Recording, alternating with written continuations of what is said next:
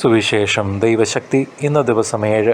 ഇന്നത്തെ വായനയുടെ ഭാഗങ്ങൾ: മത്തായി 7-ാം അധ്യായം, മാർക്കോസ് 7-ാം അധ്യായം, ലൂക്ക 7-ാം അധ്യായം. പരിശുദ്ധാത്മാവേ, ഞങ്ങളിൽ വന്നു നിറയണമേ. വിശുദ്ധ മത്തായി എഴുതിയ സുവിശേഷം അധ്യായം 7. അന്യരെ വിധിക്കരുത്.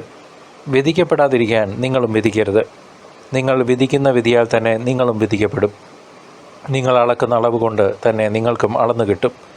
നീ സഹോദരൻ്റെ കണ്ണിലെ കരട് കാണുകയും നിൻ്റെ കണ്ണിലെ തടി കഷ്ണം ശ്രദ്ധിക്കാതിരിക്കുകയും ചെയ്യുന്നതെന്തുകൊണ്ട്? അഥവാ നിൻ്റെ കണ്ണിൽ തടി കഷ്ണം ഇരിക്കെ സഹോദരനോട് ഞാൻ നിൻ്റെ കണ്ണിൽ നിന്ന് കരടെടുത്ത് കളയട്ടെ എന്ന് എങ്ങനെ പറയും? കപടനാട്യകാര, ആദ്യം സ്വന്തം കണ്ണിൽ നിന്ന് തടി കഷ്ണം എടുത്തു മാറ്റുക. അപ്പോൾ സഹോദരൻ്റെ കണ്ണിലെ കരടെടുത്ത് കളയാൻ നിനക്ക് കാഴ്ച തെളിയും. വിശുദ്ധമായത് നായ്ക്കൾക്ക് കൊടുക്കരുത്. നിങ്ങളുടെ മുത്തുകൾ പന്നികൾക്ക് ഇട്ട് കൊടുക്കരുത്. അവ അത് ചവിട്ടി നശിപ്പിക്കുകയും തിരിഞ്ഞു നിങ്ങളെ ആക്രമിക്കുകയും ചെയ്തേക്കാം. പ്രാർത്ഥനയുടെ ശക്തി. ചോദിക്കുവീൻ, നിങ്ങൾക്ക് ലഭിക്കും. അന്വേഷിക്കുവീൻ, നിങ്ങൾ കണ്ടെത്തും. മുട്ടുവീൻ, നിങ്ങൾക്ക് തുറന്നു കിട്ടും. ചോദിക്കുന്ന ഏവനും ലഭിക്കുന്നു, അന്വേഷിക്കുന്നവൻ കണ്ടെത്തുന്നു, മുട്ടുന്നവന് തുറന്നു കിട്ടുകയും ചെയ്യുന്നു. മകൻ അപ്പം ചോദിച്ചാൽ കല്ല് കൊടുക്കുന്ന ആരെങ്കിലും നിങ്ങളിലുണ്ടോ? അഥവാ മീൻ ചോദിച്ചാൽ പാമ്പിനെ കൊടുക്കുമോ? മക്കൾക്ക് നല്ല വസ്തുക്കൾ കൊടുക്കണമെന്ന് ദുഷ്ടരായ നിങ്ങൾ അറിയുന്നുവെങ്കിൽ നിങ്ങളുടെ സ്വർഗസ്ഥനായ പിതാവ് തന്നോട് ചോദിക്കുന്നവർക്ക് എത്രയോ കൂടുതൽ നന്മകൾ നൽകും. മറ്റുള്ളവർ നിങ്ങൾക്ക് ചെയ്തു തരണമെന്ന് നിങ്ങൾ ആഗ്രഹിക്കുന്നതെല്ലാം നിങ്ങൾ അവർക്ക് ചെയ്യുവീൻ. ഇതാണ് നിയമവും പ്രവാചകന്മാരും. ഇടുങ്ങിയ വാതിൽ. ഇടുങ്ങിയ വാതിലിലൂടെ പ്രവേശിക്കുവിൻ. വിനാശത്തിലേക്ക് നയിക്കുന്ന വാതിൽ വിസ്തൃതവും വഴി വിശാലവുമാണ്. അതിലെ കടന്നു പോകുന്നവർ വളരെയാണ് താനും. എന്നാൽ ജീവനിലേക്ക് നയിക്കുന്ന വാതിൽ ഇടുങ്ങിയതും വഴി വീതി കുറഞ്ഞതുമാണ്. അത് കണ്ടെത്തുന്നവരോ ചുരുക്കം. വ്യാജപ്രവാചകന്മാർ. ആടുകളുടെ വേഷത്തിൽ വരുന്ന വ്യാജപ്രവാചകന്മാരെ സൂക്ഷിച്ചുകൊള്ളുവിൻ. ഉള്ളിൽ അവർ കടിച്ചു ചീന്തുന്ന ചെന്നായ്ക്കളാണ്. ഫലങ്ങളിൽ നിന്ന് അവരെ മനസ്സിലാക്കാം. മുൾച്ചെടിയിൽ നിന്ന് മുന്തിരിപ്പഴമോ ഞെരിഞ്ഞീരിൽ നിന്ന് അത്തിപ്പഴമോ പറിക്കാറുണ്ടോ? നല്ല വൃക്ഷം നല്ല ഫലവും വൃക്ഷം ചീത്ത ഫലവും നൽകുന്നു. നല്ല വൃക്ഷത്തിന് ചീത്ത ഫലങ്ങളോ ചീത്ത വൃക്ഷത്തിന് നല്ല ഫലങ്ങളോ പുറപ്പെടുവിക്കുവാൻ സാധിക്കുകയില്ല. നല്ല ഫലം കായ്ക്കാത്ത വൃക്ഷമെല്ലാം വെട്ടി തീയിലെറിയപ്പെടും. അവരുടെ ഫലങ്ങളിൽ നിന്ന് നിങ്ങൾ അവരെ അറിയും. യഥാർത്ഥ ശിഷ്യൻ. കർത്താവേ, കർത്താവേ എന്ന് എന്നോട് വിളിച്ചപേക്ഷിക്കുന്നവനല്ല, എൻ്റെ സ്വർഗസ്ഥനായ പിതാവിൻ്റെ ഇഷ്ടം നിറവേറ്റുന്നവനാണ് സ്വർഗരാജ്യത്തിൽ പ്രവേശിക്കുക. അന്ന് പലരും എന്നോട് ചോദിക്കും, കർത്താവേ, കർത്താവേ, ഞങ്ങൾ നിൻ്റെ നാമത്തിൽ പ്രവചിക്കുകയും നിൻ്റെ നാമത്തിൽ പിശാചുക്കളെ പുറത്താക്കുകയും നിൻ്റെ നാമത്തിൽ നിരവധി അത്ഭുതങ്ങൾ പ്രവർത്തിക്കുകയും ചെയ്തില്ലേ? അപ്പോൾ ഞാൻ അവരോട് പറയും, നിങ്ങളെ ഞാൻ ഒരിക്കലും അറിഞ്ഞിട്ടില്ല. അനീതി പ്രവർത്തിക്കുന്നവരെ, നിങ്ങൾ എന്നിൽ നിന്ന് അകന്നു പോകുവിൻ. എൻ്റെ ഈ വചനങ്ങൾ ശ്രവിക്കുകയും അവ അനുസരിക്കുകയും ചെയ്യുന്നവൻ പാറമേൽ ഭവനം പണിത വിവേകമതിയായ മനുഷ്യന് തുല്യനായിരിക്കും. മഴ പെയ്തു, വെള്ളപ്പൊക്കമുണ്ടായി, കാറ്റൂതി അത് ഭവനത്തിന്മേൽ ആഞ്ഞടിച്ചു, എങ്കിലും അത് വീണില്ല. എന്തുകൊണ്ടെന്നാൽ അത് പാറമേൽ സ്ഥാപിതമായിരുന്നു. എൻ്റെ ഈ വചനങ്ങൾ കേൾക്കുകയും എന്നാൽ അത് അനുസരിക്കാതിരിക്കുകയും ചെയ്യുന്നവൻ മണൽപ്പുറത്ത് ഭവനം പണിത ഭോഷന് തുല്യനായിരിക്കും. മഴ പെയ്തു, വെള്ളപ്പൊക്കമുണ്ടായി, കാറ്റൂതി അത് ഭവനത്തിന്മേൽ ആഞ്ഞടിച്ചു, അത് വീണുപോയി. അതിൻ്റെ വീഴ്ച വലുതായിരുന്നു. യേശു ഈ വചനങ്ങൾ അവസാനിപ്പിച്ചപ്പോൾ ജനാവലി അവൻ്റെ പ്രബോധനത്തെപ്പറ്റി വിസ്മയിച്ചു. അവരുടെ നിയമജ്ഞരെ പോലെയല്ല, അധികാരം ഉള്ളവനെ പോലെയാണ് അവൻ പഠിപ്പിച്ചത്. വിശുദ്ധ മാർക്കോസ് എഴുതിയ സുവിശേഷം അധ്യായം 7. പാരമ്പര്യത്തെക്കുറിച്ച് തർക്കം. ഫരിസേയരും ജെറുസലേമിൽ നിന്ന് വന്ന ചില നിയമജ്ഞരും യേശുവിന് ചുറ്റും കൂടി. അവൻ്റെ ശിഷ്യന്മാരിൽ ചിലർ കൈ കഴുകി ശുദ്ധി വരുത്താതെ ഭക്ഷണം കഴിക്കുന്നത് അവർ കണ്ടു. പൂർവികരുടെ പാരമ്പര്യമനുസരിച്ച് ഫരിസേയരും യഹൂദരും കൈ കഴുകാതെ ഭക്ഷണം കഴിക്കാറില്ല. പൊതുസ്ഥലത്തു നിന്ന് വരുമ്പോഴും ദേഹശുദ്ധി വരുത്താതെ അവർ ഭക്ഷണം കഴിക്കുകയില്ല. കോപ്പകളുടെയും കലങ്ങളുടെയും ഓട്ടുപാത്രങ്ങളുടെയും ക്ഷാളനം തുടങ്ങി മറ്റ് പല പാരമ്പര്യങ്ങളും അവർ അനുഷ്ഠിച്ചു പോന്നു. ഫരിസേയരും നിയമജ്ഞരും അവനോട് ചോദിച്ചു, നിന്റെ ശിഷ്യന്മാർ പൂർവികരുടെ പാരമ്പര്യത്തിന് വിപരീതമായി അശുദ്ധമായ കൈകൊണ്ട് ഭക്ഷിക്കുന്നത് എന്ത്? അവൻ പറഞ്ഞു, കപടനാട്യകാരായ നിങ്ങളെക്കുറിച്ച് യേശയ്യ ശരി തന്നെ പ്രവചിച്ചു. അവൻ എഴുതിയിരിക്കുന്നു, ഈ ജനം അധരങ്ങൾ കൊണ്ട് എന്നെ ബഹുമാനിക്കുന്നു, എന്നാൽ അവരുടെ ഹൃദയം എന്നിൽ നിന്ന് വളരെ ദൂരെയാണ്. വ്യർത്ഥമായി അവരെന്നെ ആരാധിക്കുന്നു. മനുഷ്യരുടെ കൽപ്പനകൾ പ്രമാണങ്ങളായി പഠിപ്പിക്കുകയും ചെയ്യുന്നു. ദൈവത്തിൻ്റെ കൽപ്പന ഉപേക്ഷിച്ച് മനുഷ്യരുടെ പാരമ്പര്യം നിങ്ങൾ മുറുകെ പിടിക്കുന്നു. അവൻ തുടർന്നു, നിങ്ങളുടെ പാരമ്പര്യം പാലിക്കാൻ വേണ്ടി നിങ്ങൾ കൗശലപൂർവ്വം ദൈവകൽപ്പന അവഗണിക്കുന്നു. എന്തെന്നാൽ നിന്റെ പിതാവിനെയും മാതാവിനെയും ബഹുമാനിക്കുക, പിതാവിനെയോ മാതാവിനെയോ ദുഷിച്ചു പറയുന്നവൻ മരിക്കട്ടെ എന്ന് മോശ പറഞ്ഞിട്ടുണ്ട്. എന്നാൽ ഒരുവൻ തൻ്റെ പിതാവിനോടോ മാതാവിനോടോ നിങ്ങൾക്ക് എന്നിൽ നിന്ന് ലഭിക്കേണ്ടത് ഖുർബാൻ, അതായത് വഴിപാട് ആണ് എന്ന് പറഞ്ഞാൽ മതി എന്ന് നിങ്ങൾ പറയുന്നു. പിന്നെ പിതാവിനോ മാതാവിനോ വേണ്ടി യാതൊന്നും ചെയ്യാൻ നിങ്ങൾ അവനെ ഒരിക്കലും അനുവദിക്കുന്നുമില്ല. അങ്ങനെ നിങ്ങൾക്ക് ലഭിച്ച പാരമ്പര്യം വഴി ദൈവവചനം നിങ്ങൾ നിരർത്ഥകമാക്കുന്നു. ഇതുപോലെ പലതും നിങ്ങൾ ചെയ്യുന്നു. ആന്തരികവും ബാഹ്യവുമായ ശുദ്ധി. ജനങ്ങളെ വീണ്ടും അടുത്തേക്ക് വിളിച്ച് അവൻ പറഞ്ഞു, നിങ്ങളെല്ലാവരും എൻ്റെ വാക്ക് കേട്ട് മനസ്സിലാക്കുവിൻ. പുറമേ നിന്ന് ഉള്ളിലേക്ക് കടന്ന് ഒരുവനെ അശുദ്ധനാക്കാൻ ഒന്നിനും കഴിയുകയില്ല. എന്നാൽ ഉള്ളിൽ നിന്ന് പുറപ്പെടുന്നവയാണ് അവനെ അശുദ്ധനാക്കുന്നത്. കേൾക്കാൻ ചെവിയുള്ളവൻ കേൾക്കട്ടെ. അവൻ ജനങ്ങളെ വിട്ട് ഭവനത്തിലെത്തിയപ്പോൾ ഈ ഉപമയെക്കുറിച്ച് ശിഷ്യന്മാർ ചോദിച്ചു. അവൻ പറഞ്ഞു, നിങ്ങളും വിവേചനാശക്തിയില്ലാത്തവരാണോ? പുറമേ നിന്ന് മനുഷ്യൻ്റെ ഉള്ളിൽ പ്രവേശിക്കുന്ന ഒന്നിനും അവനെ അശുദ്ധനാക്കാൻ സാധിക്കുകയില്ലെന്ന് നിങ്ങൾ മനസ്സിലാക്കുന്നില്ലേ? കാരണം അവ മനുഷ്യൻ്റെ ഹൃദയത്തിൽ പ്രവേശിക്കുന്നില്ല, പിന്നെയോ ഉദരത്തിലേക്ക് കടക്കുകയും വിസർജിക്കപ്പെടുകയും ചെയ്യുന്നു. എല്ലാ ഭക്ഷണ പദാർത്ഥങ്ങളും ശുദ്ധമാണെന്ന് അങ്ങനെ അവൻ പ്രഖ്യാപിച്ചു. അവൻ തുടർന്നു, ഒരുവൻ്റെ ഉള്ളിൽ നിന്ന് പുറപ്പെടുന്ന കാര്യങ്ങളാണ് അവനെ അശുദ്ധനാക്കുന്നത്. എന്തെന്നാൽ ഉള്ളിൽ നിന്നാണ്, മനുഷ്യൻ്റെ ഹൃദയത്തിൽ നിന്നാണ് ദുശ്ചിന്ത, പരസംഗം, മോഷണം, കൊലപാതകം, വ്യഭിചാരം, ദുരാഗ്രഹം, ദുഷ്ടത, വഞ്ചന, ഭോഗാസക്തി, അസൂയ, ദൂഷണം, അഹങ്കാരം, മൂഢത എന്നിവ പുറപ്പെടുന്നത്. ഈ തിന്മകളെല്ലാം ഉള്ളിൽ നിന്ന് വരുന്നു. അവ മനുഷ്യനെ അശുദ്ധനാക്കുകയും ചെയ്യുന്നു. സീറോ ഫിനീഷ്യൻ സ്ത്രീയുടെ വിശ്വാസം. അവൻ അവിടെ നിന്ന് എഴുന്നേറ്റ് ടയറിലേക്ക് പോയി അവിടെ ഒരു വീട്ടിൽ പ്രവേശിച്ചു. തന്നെ ആരും തിരിച്ചറിയാതിരിക്കണമെന്ന് അവൻ ആഗ്രഹിച്ചു. എങ്കിലും അവന് മറഞ്ഞിരിക്കാൻ കഴിഞ്ഞില്ല. ഒരു സ്ത്രീ അവനെക്കുറിച്ച് കേട്ട് അവിടെ എത്തി. അവൾക്ക് അശുദ്ധാത്മാവ് ബാധിച്ച ഒരു കൊച്ചുമകൾ ഉണ്ടായിരുന്നു. ആ സ്ത്രീ വന്ന് അവൻ്റെ കാൽക്കൽ വീണു. അവൾ സീറോ ഫിനേഷ്യൻ വംശത്തിൽപ്പെട്ട ഒരു ഗ്രീക്കുകാരിയായിരുന്നു. തൻ്റെ മകളിൽ നിന്ന് പിശാചിനെ ബഹിഷ്കരിക്കണമെന്ന് അവൾ അവനോട് അപേക്ഷിച്ചു. അവൻ പ്രതിവചിച്ചു, ആദ്യം മക്കൾ ഭക്ഷിച്ച് തൃപ്തരാകട്ടെ. മക്കളുടെ അപ്പം എടുത്ത് നായ്ക്കൾക്ക് എറിഞ്ഞു കൊടുക്കുന്നത് നന്നല്ല. അവൾ മറുപടി പറഞ്ഞു, കർത്താവേ, അത് ശരിയാണ്. എങ്കിലും മേശയ്ക്ക് കീഴെ നിന്ന് നായ്ക്കളും മക്കൾക്കുള്ള അപ്പകഷ്ണങ്ങളുടെ ബാക്കി തിന്നുന്നുണ്ടല്ലോ. അവൻ അവളോട് പറഞ്ഞു, ഈ വാക്കുമൂലം നീ പൊയ്ക്കൊള്ളുക. പിശാച് നിൻ്റെ മകളെ വിട്ടുപോയിരിക്കുന്നു. അവൾ വീട്ടിലേക്ക് പോയി. കുട്ടി കട്ടിലിൽ കിടക്കുന്നത് അവൾ കണ്ടു. പിശാച് അവളെ വിട്ടുപോയിരുന്നു. ബധിരനെ സുഖപ്പെടുത്തുന്നു. അവൻ ടയർ പ്രദേശത്തു നിന്ന് പുറപ്പെട്ട് സീദോൻ കടന്ന് ദെക്കാപോളീസ് പ്രദേശത്തുകൂടെ ഗലീലി കടൽ തീരത്തേക്ക് പോയി. ബധിരനും സംസാരത്തിന് തടസ്സമുണ്ടായിരുന്നവനുമായ ഒരുവനെ അവർ അവൻ്റെ അടുത്ത് കൊണ്ടുവന്നു. അവൻ്റെ മേൽ കൈകൾ വയ്ക്കണമെന്ന് അവർ അവനോട് അപേക്ഷിച്ചു. യേശു അവനെ ജനക്കൂട്ടത്തിൽ നിന്ന് മാറ്റി നിർത്തി അവൻ്റെ ചെവികളിൽ വിരലുകൾ ഇട്ടു. തുപ്പലുകൊണ്ട് അവൻ്റെ നാവിൽ സ്പർശിച്ചു. സ്വർഗത്തിലേക്ക് നോക്കി നെടുവീർപ്പിട്ടുകൊണ്ട് അവനോട് പറഞ്ഞു, എഫാത്ത, തുറക്കപ്പെടട്ടെ എന്നർത്ഥം. ഉടനെ അവൻ്റെ ചെവികൾ തുറന്നു, നാവിൻ്റെ കെട്ടഴിഞ്ഞു. അവൻ സ്ഫുടമായി സംസാരിച്ചു. ഇക്കാര്യം ആരോടും പറയരുതെന്ന് അവൻ അവരെ വിലക്കി. എന്നാൽ എത്രയേറെ അവൻ വിലക്കിയോ അത്രയേറെ ശുഷ്കാന്തിയോടെ അവർ അത് പ്രഘോഷിച്ചു. അവർ അളവറ്റ വിസ്മയത്തോടെ പറഞ്ഞു, അവൻ എല്ലാ കാര്യങ്ങളും നന്നായി ചെയ്യുന്നു.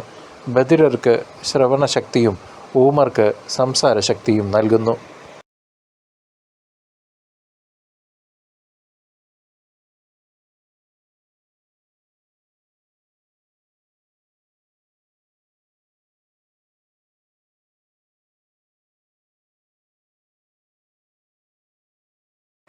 വിശുദ്ധ ലൂക്ക എഴുതിയ സുവിശേഷം അധ്യായം 7. ശതാധിപൻ്റെ ഭൃത്യനെ സുഖപ്പെടുത്തുന്നു. യേശു ജനങ്ങളോടുള്ള പ്രബോധനം അവസാനിപ്പിച്ച് കഫർനാമിലേക്ക് പോയി. അവിടെ ഒരു ശതാധിപൻ്റെ ഭൃത്യൻ രോഗം ബാധിച്ച് ആസന്ന മരണനായി കിടന്നിരുന്നു. അവൻ യജമാനന് പ്രിയങ്കരനായിരുന്നു. ശതാധിപൻ യേശുവിനെപ്പറ്റി കേട്ട് തൻ്റെ ഭൃത്യനെ സുഖപ്പെടുത്തണമെന്ന് അപേക്ഷിക്കാൻ ചില യഹൂദ പ്രമാണികളെ അവൻ്റെ അടുത്ത് അയച്ചു. അവർ യേശുവിൻ്റെ അടുത്ത് വന്ന് കേണപേക്ഷിച്ച് പറഞ്ഞു, നീ ഇത് ചെയ്തു കൊടുക്കാൻ അവൻ അർഹനാണ്. എന്നാൽ അവൻ നമ്മുടെ ജനത്തെ സ്നേഹിക്കുന്നു. നമുക്ക് ഒരു സിനഗോഗ് പണിച്ചു തരികയും ചെയ്തിട്ടുണ്ട്. യേശു അവരോടൊപ്പം പുറപ്പെട്ടു. അവൻ വീടിനോടടുക്കാറായപ്പോൾ ആ ശതാധിപൻ തൻ്റെ സ്നേഹിതരിൽ ചിലരെ അയച്ച് അവനോട് പറഞ്ഞു, കർത്താവെ, അങ്ങ് ബുദ്ധിമുട്ടേണ്ട. അങ്ങ് എൻ്റെ വീട്ടിൽ പ്രവേശിക്കാൻ ഞാൻ യോഗ്യനല്ല. അങ്ങേ നേരിട്ട് സമീപിക്കാൻ പോലും എനിക്ക് യോഗ്യതയില്ല എന്ന് ഞാൻ വിചാരിച്ചു. അങ്ങൊരു വാക്ക് ഉച്ചരിച്ചാൽ മാത്രം മതി, എൻ്റെ ഭൃത്യൻ സുഖപ്പെട്ടുകൊള്ളും. കാരണം ഞാനും അധികാരത്തിന് കീഴ്പ്പെട്ടവനാണ്. എൻ്റെ കീഴിലും പടയാളികളുണ്ട്. ഞാൻ ഒരുവനോട് പോവുക എന്ന് പറയുമ്പോൾ അവൻ പോകുന്നു, വേറൊരുവനോട് വരിക എന്ന് പറയുമ്പോൾ അവൻ വരുന്നു. എൻ്റെ ദാസനോട് ഇത് ചെയ്യുക എന്ന് പറയുമ്പോൾ അവൻ ചെയ്യുന്നു. യേശു ഇത് കേട്ട് അവനെപ്പറ്റി വിസ്മയിച്ചു. തന്നെ അനുഗമിച്ചിരുന്ന ജനക്കൂട്ടത്തിന് നേരെ തിരിഞ്ഞ് അവൻ പറഞ്ഞു, ഞാൻ നിങ്ങളോട് പറയുന്നു, ഇസ്രായേലിൽ പോലും ഇതുപോലുള്ള വിശ്വാസം ഞാൻ കണ്ടിട്ടില്ല. അയക്കപ്പെട്ടവർ തിരിച്ചു ചെന്നപ്പോൾ ആ ഭൃത്യൻ സുഖപ്പെട്ടിരുന്നതായി കണ്ടു. നായീനിലെ വിധവയുടെ മകനെ പുനർജീവിപ്പിക്കുന്നു. അതിനുശേഷം അവൻ നായീൻ എന്ന പട്ടണത്തിലേക്ക് പോയി. ശിഷ്യന്മാരും വലിയൊരു ജനക്കൂട്ടവും അവനെ അനുഗമിച്ചു. അവൻ നഗര കവാടത്തിനടുത്തെത്തിയപ്പോൾ മരിച്ചുപോയ ഒരുവനെ ചിലർ എടുത്തുകൊണ്ട് വരുന്നത് കണ്ടു. ഒരു വിധവയുടെ ഏകപുത്രനായിരുന്നു അവൻ. പട്ടണത്തിൽ നിന്ന് വലിയൊരു ജനക്കൂട്ടവും അവളോടൊപ്പം ഉണ്ടായിരുന്നു. അവളെ കണ്ട് മനസ്സലിഞ്ഞ് കർത്താവ് അവളോട് പറഞ്ഞു, കരയേണ്ട. അവൻ മുന്നോട്ട് വന്ന് ശവമഞ്ചത്തിന്മേൽ തൊട്ടു. അത് വഹിച്ചിരുന്നവർ നിന്നു. അപ്പോൾ അവൻ പറഞ്ഞു, യുവാവേ, ഞാൻ നിന്നോട് പറയുന്നു, എഴുന്നേൽക്കുക. മരിച്ചവൻ ഉടനെ എഴുന്നേറ്റിരുന്നു. അവൻ സംസാരിക്കാൻ തുടങ്ങി. യേശു അവനെ അമ്മയ്ക്ക് ഏൽപ്പിച്ചു കൊടുത്തു. എല്ലാവരും ഭയപ്പെട്ടു. അവർ ദൈവത്തെ സ്തുതിച്ചുകൊണ്ട് പറഞ്ഞു, ഒരു വലിയ പ്രവാചകൻ നമ്മുടെ ഇടയിൽ ഉദയം ചെയ്തിരിക്കുന്നു. ദൈവം തൻ്റെ ജനത്തെ സന്ദർശിച്ചിരിക്കുന്നു. അവനെപ്പറ്റിയുള്ള ഈ വാർത്ത യൂദയ മുഴുവനിലും പരിസരങ്ങളിലും പരന്നു. സ്നാപകൻ്റെ ശിഷ്യന്മാർ യേശുവിനെ സമീപിക്കുന്നു. ഈ സംഭവങ്ങളെപ്പറ്റിയെല്ലാം യോഹന്നാൻ്റെ ശിഷ്യന്മാർ അവനെ അറിയിച്ചു. അവൻ ശിഷ്യന്മാരിൽ 2 പേരെ വിളിച്ച്, വരാനിരിക്കുന്നവൻ നീ തന്നെയോ അതോ ഞങ്ങൾ വേറൊരുവനെ കാത്തിരിക്കണമോ എന്ന് കർത്താവിനോട് ചോദിക്കാൻ പറഞ്ഞയച്ചു. അവർ അവൻ്റെ അടുത്ത് ചെന്ന് പറഞ്ഞു, വരാനിരിക്കുന്നവൻ നീ തന്നെയോ അതോ ഞങ്ങൾ വേറൊരുവനെ കാത്തിരിക്കണമോ എന്ന് ചോദിക്കാൻ സ്നാപക യോഹന്നാൻ ഞങ്ങളെ നിൻ്റെ അടുത്തേക്ക് അയച്ചിരിക്കുന്നു. അപ്പോൾ യേശു വളരെ പേരെ രോഗങ്ങളിൽ നിന്നും പീഡകളിൽ നിന്നും അശുദ്ധാത്മാക്കളിൽ നിന്നും സുഖപ്പെടുത്തുകയും അനേകം കുരുടന്മാർക്ക് കാഴ്ച കൊടുക്കുകയും ചെയ്തു. അവൻ പറഞ്ഞു, നിങ്ങൾ കാണുകയും കേൾക്കുകയും ചെയ്തതെല്ലാം ചെന്ന് യോഹന്നാനെ അറിയിക്കുക. കുരുടന്മാർ കാണുന്നു, മുടന്തന്മാർ നടക്കുന്നു, കുഷ്ഠരോഗികൾ സുഖപ്പെടുന്നു, ചെകിടർ കേൾക്കുന്നു, മരിച്ചവർ ഉയർപ്പിക്കപ്പെടുന്നു, ദരിദ്രരോട് സുവിശേഷം പ്രസംഗിക്കപ്പെടുന്നു. എന്നിൽ ഇടർച്ചയുണ്ടാക്കാത്തവൻ ഭാഗ്യവാൻ. യോഹന്നാനെക്കുറിച്ച് യേശുവിൻ്റെ സാക്ഷ്യം. യോഹന്നാൻ്റെ ദൂതന്മാർ പോയപ്പോൾ യേശു അവനെപ്പറ്റി ജനക്കൂട്ടത്തോട് പറയാൻ തുടങ്ങി. നിങ്ങൾ എന്ത് കാണാനാണ് മരുഭൂമിയിലേക്ക് പോയത്? കാറ്റുതുലയുന്ന ഞാങ്ങണയോ? അല്ലെങ്കിൽ പിന്നെ എന്ത് കാണാനാണ് നിങ്ങൾ പോയത്? മൃദുല വസ്ത്രങ്ങൾ ധരിച്ചവനെയോ? മോടിയായി വസ്ത്രം ധരിച്ച് ആഡംബരത്തിൽ ജീവിക്കുന്നവർ രാജകൊട്ടാരങ്ങളിലാണല്ലോ. അതുമല്ലെങ്കിൽ എന്ത് കാണാനാണ് നിങ്ങൾ പോയത്? പ്രവാചകനെയോ? അതെ, ഞാൻ നിങ്ങളോട് പറയുന്നു, പ്രവാചകനേക്കാൾ വലിയവനെ തന്നെ. ഇവനെപ്പറ്റിയാണ് ഇങ്ങനെ എഴുതിയിരിക്കുന്നത്, ഇതാ നിനക്ക് മുമ്പേ എൻ്റെ ദൂതനെ ഞാൻ അയക്കുന്നു. അവൻ മുമ്പേ പോയി നിനക്ക് വഴിയൊരുക്കും. ഞാൻ നിങ്ങളോട് പറയുന്നു, സ്ത്രീകളിൽ നിന്ന് ജനിച്ചവരിൽ യോഹന്നാനേക്കാൾ വലിയവൻ ഇല്ല. എങ്കിലും ദൈവരാജ്യത്തിലെ ഏറ്റവും ചെറിയവൻ അവനേക്കാൾ വലിയവനാണ്. ഇത് കേട്ട് യോഹന്നാൻ്റെ ജ്ഞാനസ്നാനം സ്വീകരിച്ച സാമാന്യ ജനവും ചുങ്കക്കാരും ദൈവനീതിയെ പ്രഘോഷിച്ചു. ഫരീസയരും നിയമജ്ഞരുമാകട്ടെ യോഹന്നാൻ്റെ ജ്ഞാനസ്നാനം സ്വീകരിക്കാതെ തങ്ങളെപ്പറ്റിയുള്ള ദൈവഹിതം നിരസിച്ചു കളഞ്ഞു. ഈ തലമുറയെ എന്തിനോടാണ് ഞാൻ ഉപമിക്കേണ്ടത്? അവർ ആരെപ്പോലെയാണ്? ഞങ്ങൾ നിങ്ങൾക്ക് വേണ്ടി കുഴലൂതിയെങ്കിലും നിങ്ങൾ നൃത്തം ചെയ്തില്ല. ഞങ്ങൾ നിങ്ങൾക്ക് വേണ്ടി വിലാപഗാനം ആലപിച്ചുവെങ്കിലും നിങ്ങൾ കരഞ്ഞില്ല എന്ന് ചന്തസ്ഥലത്തിരുന്ന് കൂട്ടുകാരോട് വിളിച്ചു പറയുന്ന കുട്ടികളെ പോലെയാണ് അവർ. എന്തെന്നാൽ യോഹന്നാൻ അപ്പം ഭക്ഷിക്കാത്തവനും വീഞ്ഞു കുടിക്കാത്തവനുമായി വന്നു. അവനെ പിശാച് ബാധിച്ചിരിക്കുന്നു എന്ന് നിങ്ങൾ പറയുന്നു. മനുഷ്യപുത്രൻ ഭക്ഷിക്കുന്നവനും പാനം ചെയ്യുന്നവനുമായി വന്നു. അപ്പോൾ ഇതാ, ഭോജനപ്രിയനും മദ്യപനും ചുങ്കക്കാരുടെയും പാപികളുടെയും സ്നേഹിതനുമായ മനുഷ്യൻ എന്ന് നിങ്ങൾ പറയുന്നു. ജ്ഞാനം ശരിയെന്ന് തെളിയുന്നത് അത് സ്വീകരിക്കുന്നവരിലൂടെയാണ്. പാപിനിക്ക് മോചനം. ഫരിസയരിൽ ഒരുവൻ തന്നോടൊത്ത് ഭക്ഷണം കഴിക്കാൻ അവനെ ക്ഷണിച്ചു. യേശു അവൻ്റെ വീട്ടിൽ പ്രവേശിച്ചു ഭക്ഷണത്തിനിരുന്നു. അപ്പോൾ ആ പട്ടണത്തിലെ പാപിനിയായ ഒരുവൾ ഫരിസേൻ്റെ വീട്ടിൽ അവൻ ഭക്ഷണത്തിനിരിക്കുന്നു എന്നറിഞ്ഞ് ഒരു വെൺകൽ ഭരണി നിറയെ സുഗന്ധ തൈലവുമായി അവിടെ വന്നു. അവൾ അവൻ്റെ പിന്നിൽ പാദരികെ കരഞ്ഞുകൊണ്ട് നിന്നു. കണ്ണീരുകൊണ്ട് അവൾ അവൻ്റെ പാദങ്ങൾ കഴുകുകയും തലമുടി കൊണ്ട് തുടയ്ക്കുകയും ചുംബിക്കുകയും സുഗന്ധതൈലം പൂശുകയും ചെയ്തു. അവനെ ക്ഷണിച്ച ആ ഫരിസേൻ ഇത് കണ്ട് സ്വഗതമായി പറഞ്ഞു, ഇവൻ പ്രവാചകൻ ആണെങ്കിൽ തന്നെ സ്പർശിക്കുന്ന സ്ത്രീ ആരെന്നും ഏത് തരക്കാരി എന്നും അറിയുമായിരുന്നു. ഇവൾ ഒരു പാപിനി ആണല്ലോ. യേശു അവനോട് പറഞ്ഞു, ശിമയോനെ, എനിക്ക് നിന്നോട് ഒരു കാര്യം പറയാനുണ്ട്. ഗുരു അരുളി ചെയ്താലും എന്ന് അവൻ പറഞ്ഞു. ഒരു ഉത്തമർണന് 2 കടക്കാരുണ്ടായിരുന്നു. ഒരുവൻ 500 മറ്റവൻ 50 ധനാറ കടപ്പെട്ടിരുന്നു. വീട്ടാൻ കഴിവില്ലാത്തതുകൊണ്ട് ഇരുവർക്കും അവൻ ഇടച്ചു കൊടുത്തു. ആ 2 പേരിൽ ആരാണ് അവനെ കൂടുതൽ സ്നേഹിക്കുക? ശിമയോൻ മറുപടി പറഞ്ഞു, ആർക്ക് അവൻ കൂടുതൽ ഇളവ് ചെയ്തോ അവൻ എന്ന് ഞാൻ വിചാരിക്കുന്നു. അവൻ പറഞ്ഞു, നീ ശരിയായി തന്നെ വിധിച്ചു. അനന്തരം യേശു ആ സ്ത്രീയുടെ നേരെ തിരിഞ്ഞ് ശിമയോനോട് പറഞ്ഞു, നീ ഈ സ്ത്രീയെ കാണുന്നല്ലോ. ഞാൻ നിൻ്റെ വീട്ടിൽ വന്നു. കാല് കഴുകുവാൻ നീ എനിക്ക് വെള്ളം തന്നില്ല. എന്നാൽ ഇവൾ കണ്ണീരുകൊണ്ട് എൻ്റെ കാല് കഴുകുകയും തലമുടി കൊണ്ട് തുടയ്ക്കുകയും ചെയ്തു. നീ എനിക്ക് ചുംബനം തന്നില്ല. എന്നാൽ ഞാനിവിടെ പ്രവേശിച്ചതു മുതൽ എൻ്റെ പാദങ്ങൾ ചുംബിക്കുന്നതിൽ നിന്ന് ഇവൾ വിരമിച്ചിട്ടില്ല. നീ എൻ്റെ തലയിൽ തൈലം പൂശിയില്ല. ഇവളോ എൻ്റെ പാദങ്ങളിൽ സുഗന്ധതൈലം പൂശിയിരിക്കുന്നു. അതിനാൽ ഞാൻ നിങ്ങളോട് പറയുന്നു, ഇവളുടെ നിരവധിയായ പാപങ്ങൾ ക്ഷമിക്കപ്പെട്ടിരിക്കുന്നു. എന്തെന്നാൽ ഇവൾ അധികം സ്നേഹിച്ചു. ആരോട് അല്പം ക്ഷമിക്കപ്പെടുന്നുവോ അവൻ അല്പം സ്നേഹിക്കുന്നു. അവൻ അവളോട് പറഞ്ഞു, നിൻ്റെ പാപങ്ങൾ ക്ഷമിക്കപ്പെട്ടിരിക്കുന്നു. അവനോടുകൂടെ പന്തിയിൽ ഇരുന്നവർ പരസ്പരം പറയാൻ തുടങ്ങി, പാപങ്ങൾ ക്ഷമിക്കുക പോലും ചെയ്യുന്ന ഇവൻ ആരാണ്?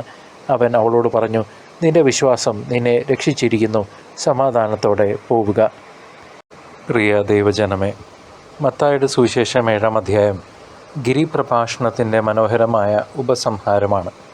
മറ്റുള്ളവരെ വിധിക്കുന്നതിന് മുൻപ് സ്വന്തം കണ്ണിലെ കോൽ എടുത്തു മാറ്റാൻ പഠിപ്പിച്ചുകൊണ്ട് കാപട്യരഹിതമായ ജീവിതത്തിന് കർത്താവ് നമുക്ക് ആഹ്വാനം നൽകുകയാണ്.